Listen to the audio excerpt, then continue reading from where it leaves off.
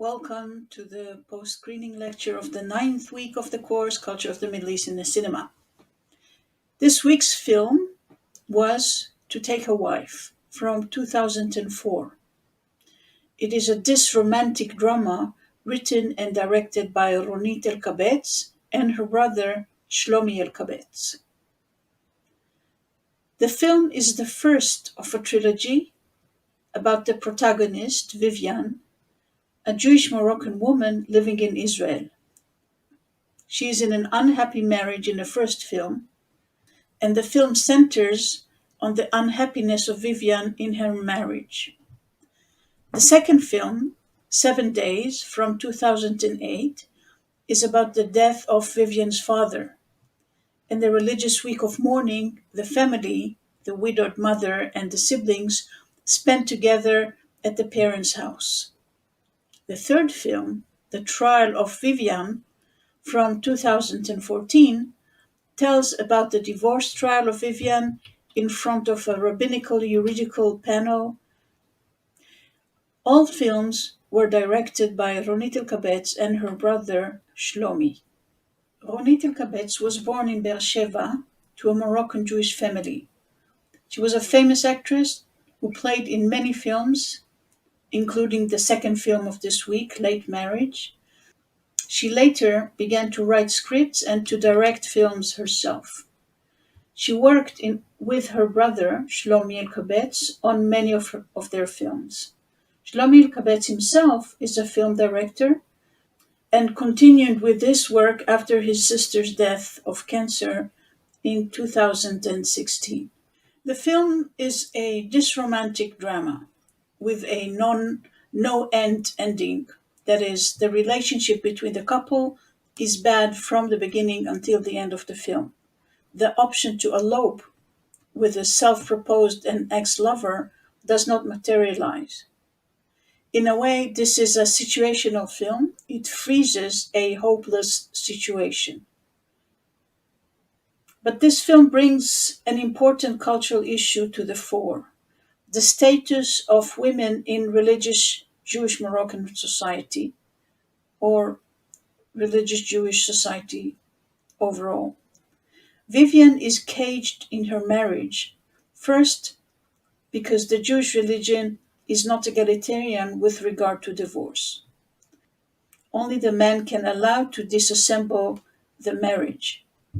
So if the woman wants a divorce and the man does not, she is stuck with him until she can prove serious dysfunctionality of the marriage. That is what the rabbis think is a serious dysfunctionality. If the husband refuses, there's not much that can be done. There are cases where a husband was put in jail for years in an attempt to force him to let his wife go. Vivian will only get her divorce at the end of the third film of the trilogy. But I want to draw attention to a second point. The film starts with a few minutes of discussion between the siblings of Vivian, after she announced that she wants a divorce. את חייבת לדעת שאת צריכה להוריד את הראש שלך. יאללה, חביתוש! אישה לא יכולה לקום מיום אחד ככה ולעזוב את הבעל שלה. היא לא יכולה, ויביאן. ואת חושבת ברבנות תתנו לך גט מהר. ויביאן وكان عرفتي كيف الناس الآخرين عايشين. وكان تبوس له بيديه وبرز له كل نهار اللي تيجي من الخدمة. The discussion starts in Hebrew, but quickly moves to Judeo-Moroccan when things get heated.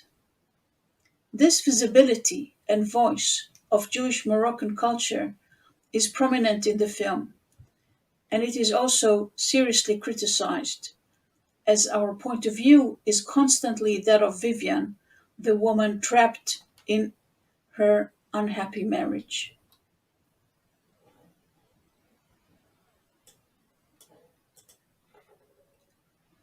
This level of self-criticism of a culture, as proposed here by Elkabetz, entails a high level of freedom of expression and letting the guards down and not being defensive. And this means that Elkabetz, as a third-generation Moroccan Jews in Israel, is not feeling culturally defensive and dares to criticize aspects of her own culture. We can see a development in Israeli cinema with regard to the representation of the Mizrahi Jewish voice from films like Salah that have an Orientalistic view on the non-European Jews, those from Muslim countries, and they are presented schematically, comically, and even in a derogatory manner, with no attention to cultural or personal diversity. To the film of last week, The Barbecue People, where the Iraqi Jews have an individual personality and story, while the people are not very successful in the Israeli society, they are agented and can work to make their situation better. The film, The Barbecue People, is not apologetic about Iraqi Jews being part of Israeli society, and even more, it claims a share in the hegemonic narrative. This is done in the black and white scenes of the father and son in the bunker during the 48 war. This is saying, we were also here. We were also part of the founding war of the state. Still further is this film, the film of the week, To Take a Wife. This, as we said earlier, is openly self-critical about aspects of Jewish Moroccan culture. And this means that the creator, Ronit Nikolsky, feels free to criticize, and she's absolutely non-apologetic and not defensive.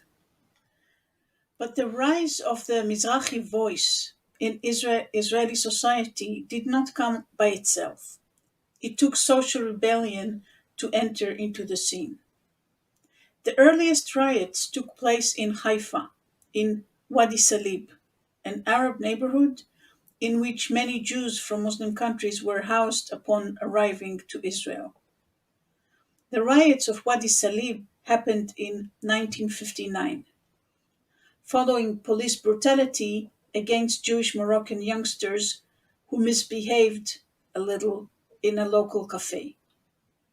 This incident developed into a wide-scale riot against the European socialist regime, who treated the Oriental population in a derogatory way and did not take proper care of the living conditions in the neighborhoods and thought of the people as coming from the jungle. This was the first time that such intensive action was taken by the Jews from Muslim countries. The next stage of the Mizrahi revolt against Ashkenazi hegemony was in the 70s with the Israeli Black Panthers. In early 70s, a new wave of riots and upheaval came about, this time in Jerusalem. Welcome back.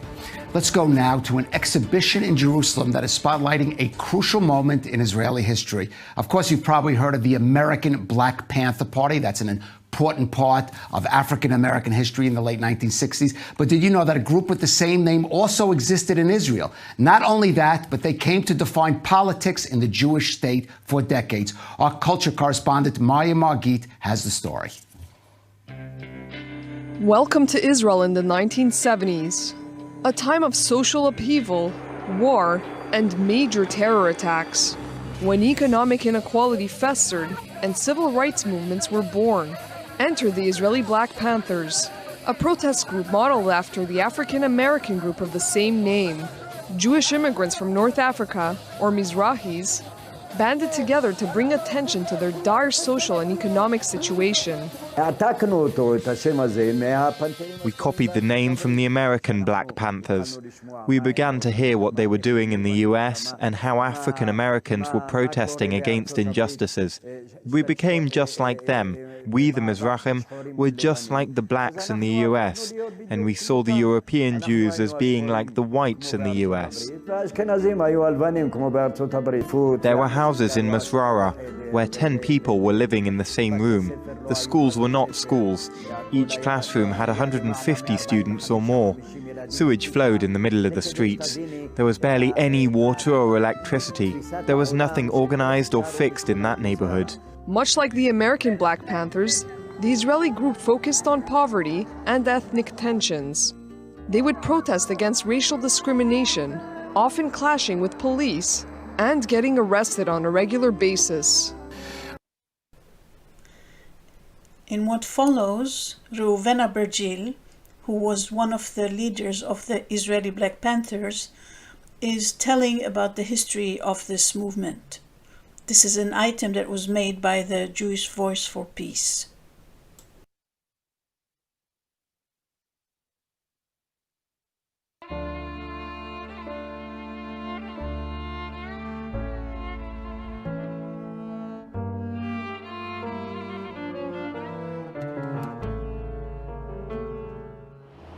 הפנתרים השחורים בשנת 1970 עשו את ההפגנה הראשונה פה במקום הזה מול טדי קולק, ראש העיר.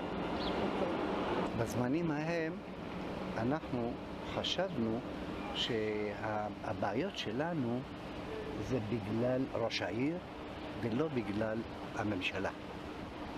כשהחלטנו להתארגן ולהתחיל לדבר על הבעיות שלנו, מה שהפריע לנו זה המצב של ההורים שלנו, מצב של הבית שלנו, מצב העבודה, מצב החינוך, מצב הבריאות, כל הדברים האלה שבן אדם צריך יום-יום. אז מה שהוא עשה, הוא ביקש מהעובדים שלו פה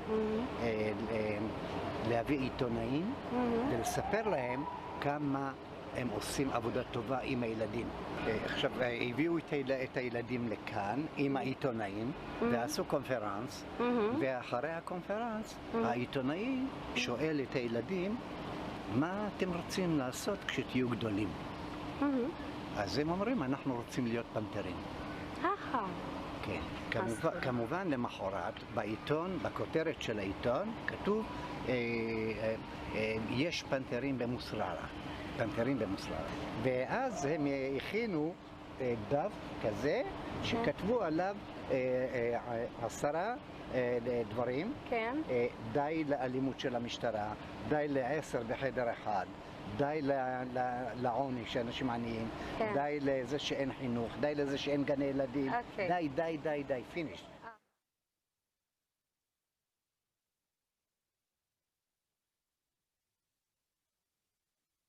זה היה הבית, וכאן כל זה היה שלי. פה נולדו הפנתרים, ופה התחיל המאבק של הפנתרים, ומכאן הוצאנו את כל המאבקים של הפנתרים.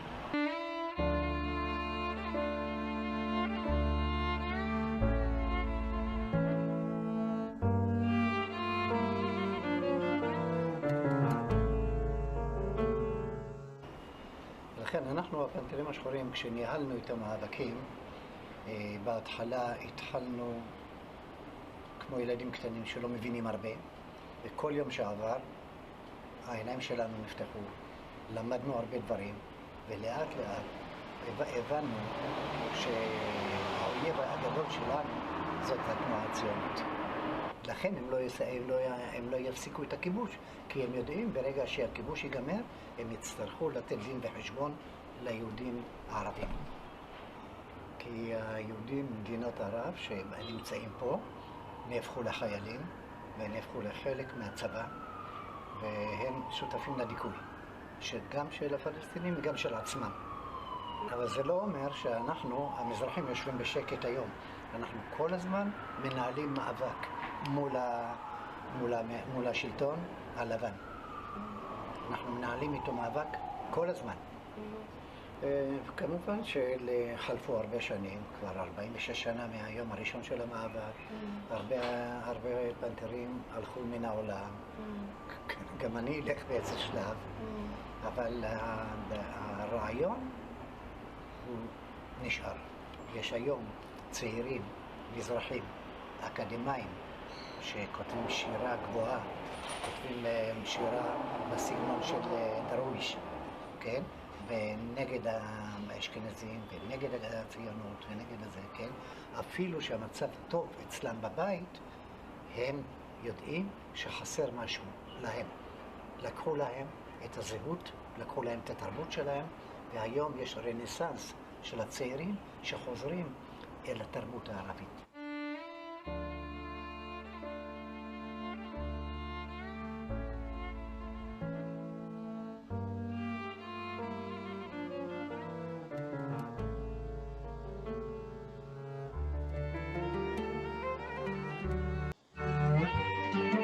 The riots of the Black Panthers could not be ignored, and the Prime Minister at the time, Golda Meir, met with the representatives of the group.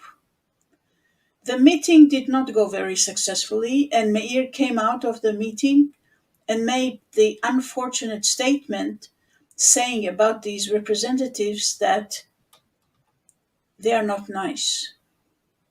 This, of course, caused an angry reaction. Another opinion says that Meir's words were taken out of context, and she said this about people who threw Molotov bottles at policemen. But whatever the truth is, these words are part of the canon of Israeli history. And 40 years after the Black Panthers riot, a name of an alley in Musraram neighborhood was changed to They Are Not Nice Alley. But beyond this anecdote, these activities marked not only increase of visibility of Mizrahi culture, and not only the inclusion of sectorial forces in the parliament, the Knesset, but also this increased involvement of Mizrahi voice in Israeli politics as a whole, and eventually this contributed to the change of guards, the fall of the socialist government, and the rise of the right-wing party of Likud, headed by Menachem Begin, who knew very well how to utilize Mizrahi resentment in his favor, even though he himself was an Ashkenazi. The Mizrahi voice supported the Likud party, and to a large extent still does. But eventually, sectorial parties grew out of the Mizrahi population.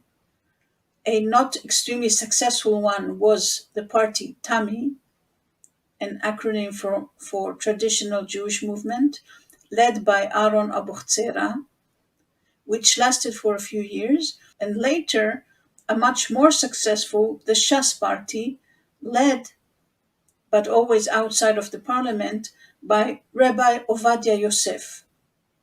This ultra-Orthodox Oriental party gained a lot of power in some years, and as you can see from the attire of Rav Ovadia, this party claimed Oriental authenticity. But while the visibility, power, and involvement of Arab Jews in Israeli society is undeniable now, there are some catches. The first is that for most part, the Arab Jewish idea is lost. Although they acknowledge Arabic culture as their culture, Mizrahi Jews have no further empathy or will to identify with non-Jewish Arabs. The anti-Zionist, minority protection, and anti-occupation ideology, which Reuven Abargil talked about in the clip that we saw, this is mostly gone. Only a small group of Mizrahim still keep this ideology. Jewish religion, and not tradition, but religion, statism, and right-wing ideology is mostly prevailing in Mizrahi politics. And a few other points. Look at this Shas political meeting. Doesn't it look like a meeting of Haredi Jews, Jews from Eastern Europe, wearing typical European clothes? While Rav Ovadia wears what looks like a traditional Oriental mantle, other members' authenticity has to be nuanced. Further, many factors made the categorization and self-categorization of culturally suppressed minority group not a simple one to hold at this point. For one, so many intermarriages took place that many people cannot say whether they are Mizrahi or Ashkenazi. The arrival of new waves of immigrants, mainly from former Soviet Union and the Ethiopians in the 90s, placed the Jewish from Muslim countries in a position of old-timers in the country. And lastly, natural processes of bottom-up emergence took place, and many Mizrahi Jews occupy positions of power now and are economically in an excellent position. Mizrahi culture is prevailing in Israel. Certainly a variety of Mizrahi food, such as, except the Egyptian falafel, also Yemenite, Moroccan, Turkish, and other types of food, appear on every family's table.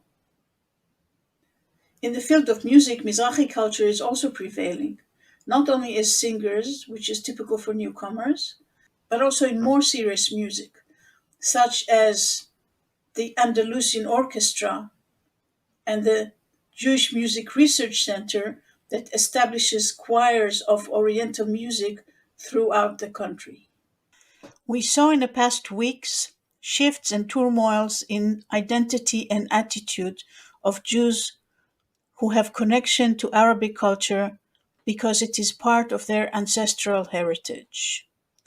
How they experience their respective Arab cultures, their relationship to the language, and their mapping themselves in the Western Oriental or Western non-Western cultural interaction, which sometimes is a clash.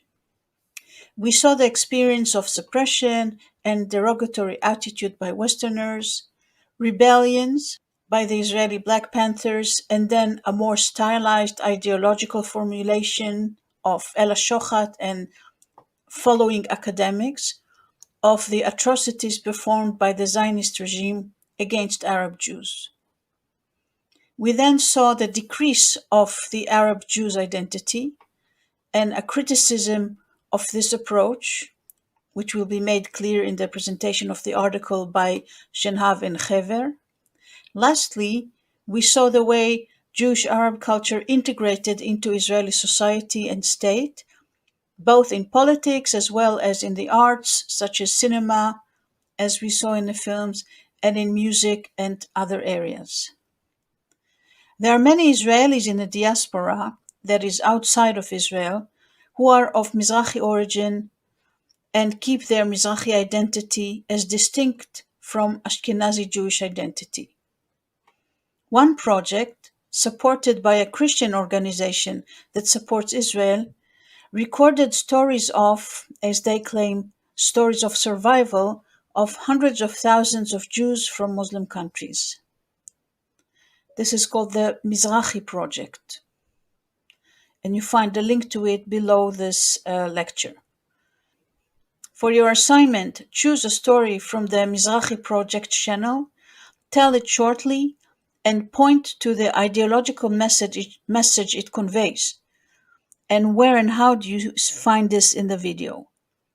Paste a link to the video in your submission. Submit your answer in the assignment button found directly below this lecture by the 21st of November at midnight.